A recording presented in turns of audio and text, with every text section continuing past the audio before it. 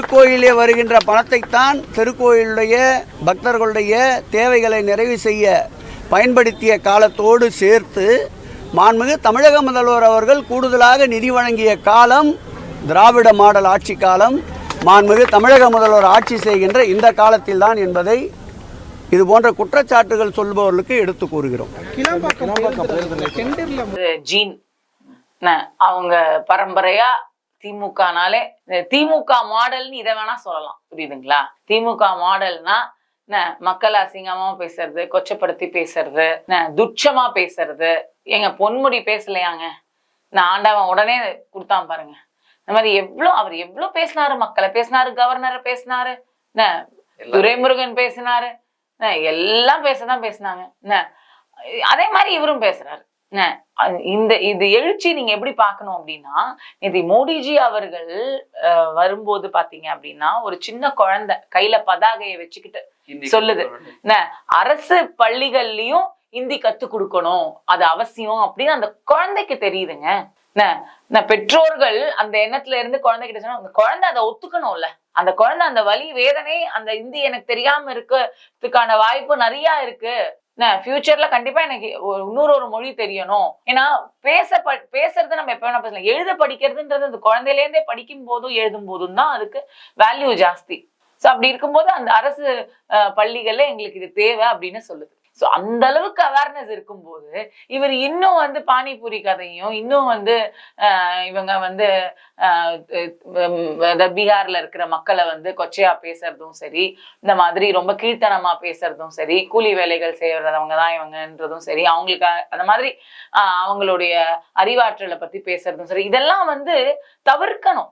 இதெல்லாம் பத்தி நீங்க யோசிக்க கூட கூடாது, பேசக்கூட கூடாது.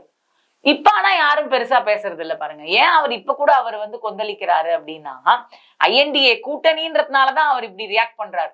இதே ஐஎன்டிஏ கூட்டணி அப்படின்னு ஒண்ணு இல்லைன்னு வச்சுக்கோங்க, வெறும் காங்கிரஸோட தான் இங்க அப்படின்னு இருந்தாங்கன்னு வச்சுக்கோங்களேன், இவர் ஆமா நான் அப்படிதான் பேசுவேன், என்ன அதனால என்ன, எனக்கு தமிழ்நாட்டு மக்கள் தான் முக்கியம் அப்படின்னு ஒரு சோம்பு தூக்கி இருப்பாரு. இல்லனா இல்ல அப்படின்னு அதுக்கும் மறுப்பு தெரிவிச்சிருக்க மாட்டாரு, ஆமான்னு சொல்லியிருப்பாருன்ற. ஏன்னா இவங்க எல்லாம் ஓட்டுக்காக தானேங்க பொழப்பே நடத்துறாங்க.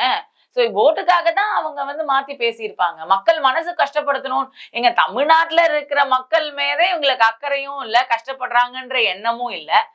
வெளி மாநிலங்கள்ல இருக்கிற மக்கள் மீது இவங்களுக்கு அக்கறை வந்துருமா? அவங்க கஷ்டப்படுறாங்கன்னு நினைப்பாங்களா? மாட்டாங்க. அதுதான் சொல்ல வரேன். கண்டிப்பா, அதாவது 100% உண்மைங்க.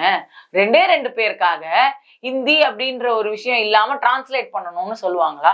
வேற வழியே இல்லாம அதையும் பண்ணாங்கன்னு கேள்விப்பட்டேன். பட் என்ன அவசியம் இருக்கு? ஏன் அந்த மொழியை நீங்க வர விடாம தடுத்தீங்க தமிழ்நாட்டுல? இது மக்களுக்கு தானே ஒரு பின்னடைவு. அப்ப மத்த உங்க கூட்டணியில இருக்கிறவங்கள்ட்ட எல்லாம் போய் நீங்க கேளுங்களேன்.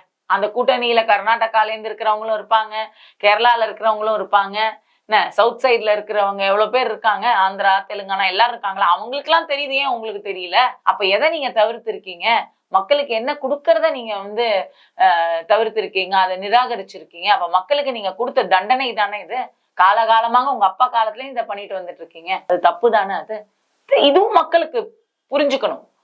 அது அந்த குழந்தைகிட்டே இருந்து அந்த ஒரு புரிதல் வந்தது அப்படின்னு பார்க்கும்போது ரொம்ப சந்தோஷமா இருந்தது.